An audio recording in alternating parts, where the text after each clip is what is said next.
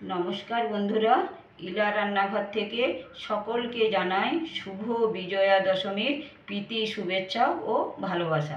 আজকে আমি আপনাদের তৈরি করে দেখাবো নারিকেল রসকরা।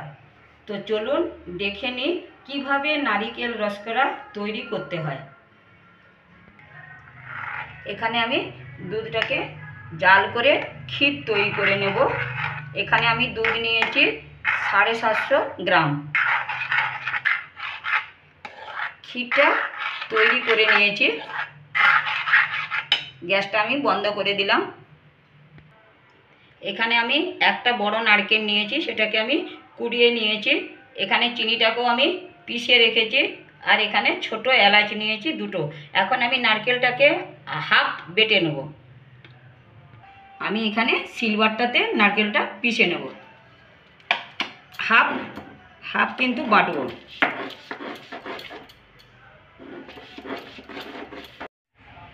নারকেলটাকে আমি হাফ বেটে নিলাম। এবার দুটো ছোট এলাচ নিয়েছি, দুটো ছোট এলাচকে আমি বেটে নেব চিনি দিয়ে। একটু চিনি দিয়ে বেটে নেবেন, দেখবেন খুব সুন্দর বাটা হবে।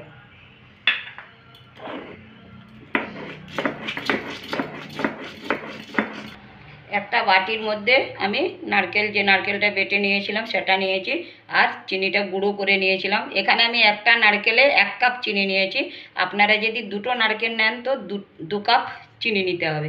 এখানে আমি 1 কাপ চিনিকে গুঁড়ো করে নিয়েছিলাম। নারকেল আর চিনি দুটোকে আমি একসাথে হাত দিয়ে মেখে নেব।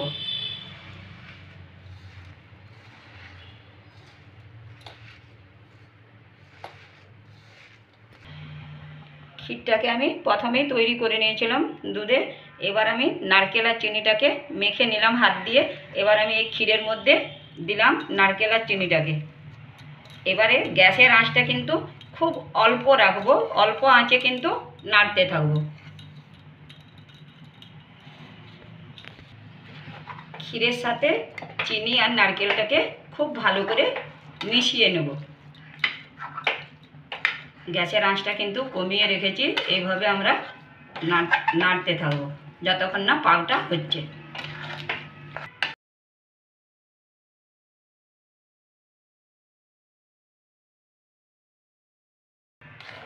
এই দেখুন নরম হয়েছে চিনি নারকেল, আর খানিকক্ষণ কিন্তু এইভাবে নাড়াতে থাকবো। এবার আমি ছোট এলাচ দুটো বেটে রেখেছিলাম চিনি দিয়ে, সেটা মিশিয়ে নেব। এখানে কিন্তু নারিকেল রসকরার ডোটা হয়ে গেছে। এবার আমি গ্যাসটা বন্ধ করে দিলাম। থালাতে আমি ঠান্ডা হতে দেব। থালাতে ঠান্ডা হতে দেবো। এই দেখুন থালাতে ঢেলে নিয়েছি। খানিকক্ষণ ঠান্ডার পর আমি রসকরার আকার দেব। রসকরা, নারিকেল রসকরা এবার রসকরার আকারে বানিয়ে নেব। তো সেই জন্য আমি হাতে একটু ঘি লাগিয়ে নিয়েছি। এই দেখুন এইভাবে হাতে নেব।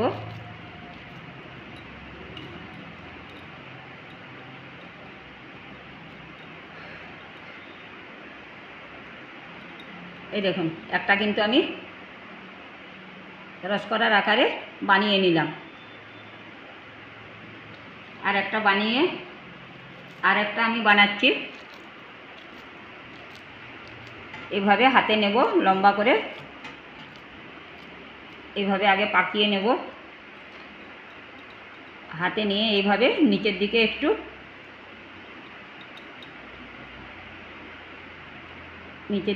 এইভাবে চেপে নিলাম। এই দেখুন আর একটা বানিয়ে নিলাম। বাকিগুলো আমি এইভাবে সব বানিয়ে নেব। বন্ধুরা, তৈরি হয়ে গেল আমার নারিকেল রসকরা।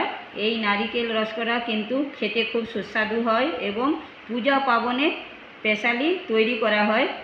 আপনাদের যদি এই রেসিপিটি ভালো লেগে থাকে তাহলে অবশ্যই লাইক, শেয়ার ও কমেন্ট ও সাবস্ক্রাইব করবেন। আজ এই পর্যন্তই, ধন্যবাদ।